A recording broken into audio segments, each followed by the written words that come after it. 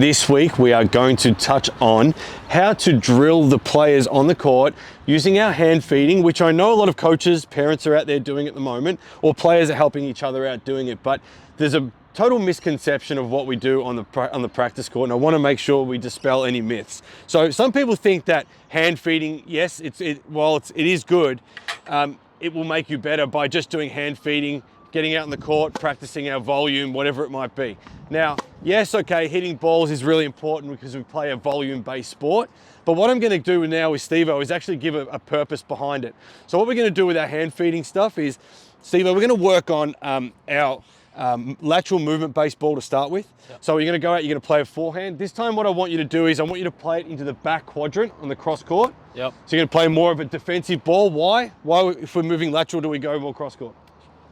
Safer. You got percentage play, lowest part of the net, and you have the longest distance through the court. Super. So we're more in a defensive, neutral defensive zone. We're going to go to that longest part of the court. So that's our first purpose, is a tactical based purpose. Yep. Secondly, I want to work on the inside leg, outside leg. What that means is you're going to push off the inside leg to get to the ball. You're going to hit it. You're going to push off the outside leg back. So we're going to work on getting in and out with as least steps as possible to cover the court the best way we can. All right, here we go. So it's just gonna be a 5-ball drill. Okay, and this is how a fed ball drill should look. Let's go. Good, push back. Now, as soon as his leg touches that middle, I'm gonna feed again. So there's no stopping in between. Good, push out and in. Go, hit it. Nice, and go, push. Get there, recover, finish, and stop. Well done.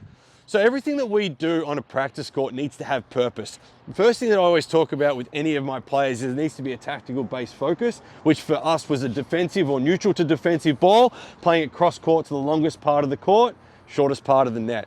That's the first part. The second part is the movement element. The movement element for me is what I'd be working on with this player in particular, would be the inside leg, outside leg, working on the balance, pushing out to the ball, and then recovering back and covering the court as best as possible.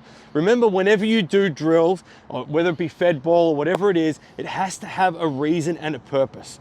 There is no point practicing mindless drills. Things need to have a reason and a purpose every single time. Tap into the why and make sure we get the best out of that performance.